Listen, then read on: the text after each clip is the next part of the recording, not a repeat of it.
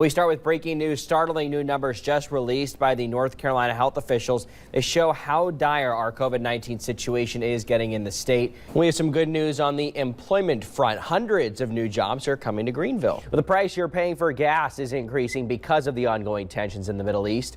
The Pfizer vaccine could be approved for emergency use authorization as soon as today. Now the challenge is, when it is approved, getting it out to those most in need. Well, the U.S. Attorney's Office in Delaware is investigating Hunter Biden's tax affairs. Lenore County deputies are still looking for a man who used a gun to rob a Dollar General yesterday morning. It was at the store on Highway 11 at Jackson Heights around 10 o'clock. Coco, do you have anything to say? Say good morning. Hello, pretty girl. Was not expecting that. You are now up to date at 5:06 this morning. Let's get a check of the weather with Jim Howard. He's sporting a fantastic beard. It's only going to get better, but he might need a jacket later on today. Yeah, Wilson woman knew the first look would be an important moment for her grandmother, but the clock was ticking. So Bethany Boykin turned to a photographer friend to capture a really important moment, and turns out she's very glad she did. I haven't had my my AC unit on all week because I'm just in that. Well, it's either on or it's off, and then as soon as you hit the button, turn it on, I think your bill just spikes, doesn't it? So I'm trying to figure out what to do here. Well, I mean, it's hard. Going? What's that, Liz? What'd you say? Have you had your heat going? I know Nope. I've had my. Wow. Nope. Sweatshirts, sweatpants, socks. Just bundle up. So You haven't turned the heat on? Utility bill No, will probably be very good. I hope this it's. month. I hope it's not that expensive. Austin, the mornings that were in the 20s, no heat. I did all right. We loved sharing that story. Just such a sweet story, and something that I know that we were talking about with them yesterday when Liz and I were both there is we need a story like that, you know, to see that positivity. Oh, she's beautiful. We are in the east, and Juliet is the sun. That's beautiful. I've been waiting all morning to do that. I think one of my favorite items on their menu, I love the yogurt parfait. Whoa. Of all the choices, he went with the yogurt parfait, not fries, not a burger. I really thank you. Thomas over here is giving me a round of applause. I do like the yogurt parfait. We first learned about this around 10 o'clock. And then if you've been following this morning, I'll just give you that new information that we found out. The suspect is Robert Lee Strother. He's 30 years old. Yeah, voter turnout, Liz, not too bad so far this morning. When the polls opened at 6:30, there were, a handful of people waiting at the door, I would say, at this specific polling location off of Greenville Boulevard, not far from ECU. There were probably about 7, 8, 9, 10 people, not too many. The authorities tell us that they think this person could be here because he has a last known address. But just to backtrack, they tell us that the murder happened in Franklin County, Virginia, which is just south of Roanoke. It just kind of goes about to the ankles, and if I go back there, you're going to see it even more. But wind's still picking up. It's kind of on and off with the rain. Sometimes it's hard, sometimes it's kind of more on the soft side. Because I'm going to give 3 shots at this right now to see if I can get the motion right, because I've seen it. I don't know if that was right. Let's try this again. Darkness. Sometimes feeling like there's a pit in your stomach, like something bad is about to happen.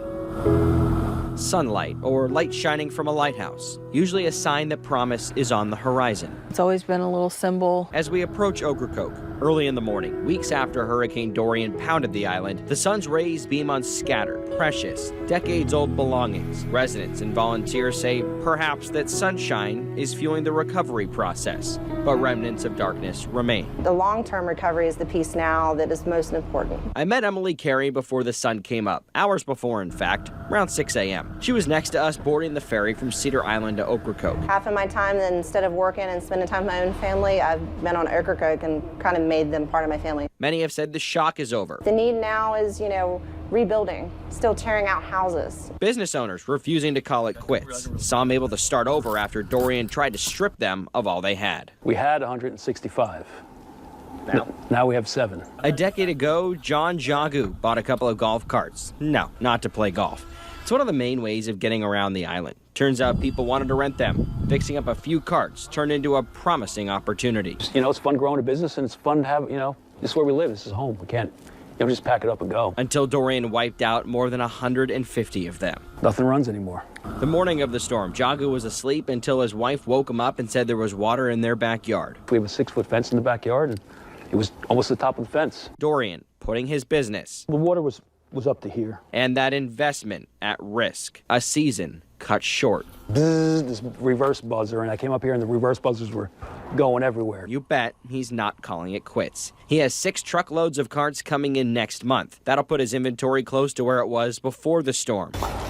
Some, though, still trying to pick up the pieces one by one on their own. You know it can be fixed eventually. Sandy Morris grew up right here. This used to be my room. Her early memories still stitched in her mind. It's very emotional to come into a place where you grew up, you know, play with your toys, had your friends over. Her family. Do you think it was about up to here in this part? My mom is one of the most positive, bubbly people. With all of this devastation, you can see that that's just kind of gone in them a little bit. Morris's mother is living with her because, as you can see, the home isn't livable. She was able to salvage some of the most precious things. My mom loves to read. The books, though, now have a story of their own, separate from the words on the page. She lost a lot of books. And a lighthouse, typically leaving a mark, not offering the brightness the family needed. It's always there and it's always working. Stay steady. And it was a very odd feeling not to have that light on for a while. The light has since come back. The sun's still coming back up, but there's more light missing. In fact, it's hiding. A daughter, wondering if it can be restored. They feel lost. They don't have their regular life. They don't know if they can even put that life back together. Reporting in Ocracoke, Austin Pollack, WITN News. Josiah McMurrin is like a lot of kids. And you might think by that sound, he's afraid of something. But a smile like this will tell you that's far from the case. Instead, he's feeling excitement and love. And these two, tied together, almost inseparable, something neither have really felt before. Josiah was hesitant, like, don't stop, they're gonna take us, you know. When I rolled down my window to give the officer my license, he's like, officer, don't take me, I'm in my seatbelt. His Nana, after hearing that, wanted him to have a more positive outlook on the role officers have in the community. I got you, don't worry. She took him to National Night Out in Greenville. Quickly, they captured each other's hearts. He was like, want another picture? And he was just like, he had this contagious smile and such a great attitude, and he was so bright and everything. Officer Jenna Wines caught on, so don't be alarmed if you see these two out and about together. Ready? No. It's a friendship. Come on, let's go slide together. Really like the ones you and I have. You want to listen to Old Town Road? No. No. For me to see this bond between a 5-year-old and a police officer that just captured his heart, I wouldn't trade it for a million years. She bring me to the park. She bring me to her house. And they even have one of life's greatest conversations. Well, of course Mr. Grinch is real, because Santa's real. But seriously, through this friendship, Josiah has grabbed onto some of life's great lessons. It shows him that I'm not just a badge, that not only, like, am I here to help you, but I mean, I'm here every day. They say it takes a village to raise a child. She my friend and my police girlfriend. But even at such a young age, he's making strides and overcoming obstacles. Now, you gotta get up here, Medina, so I can push you. This friendship only gets stronger. Josiah's Nana, blown away. I'm glad that she came into our lives. I'm glad that she became a police officer when she did. She touched my life and she touched his. In a world so divided, Pretend it's a tree and just fine.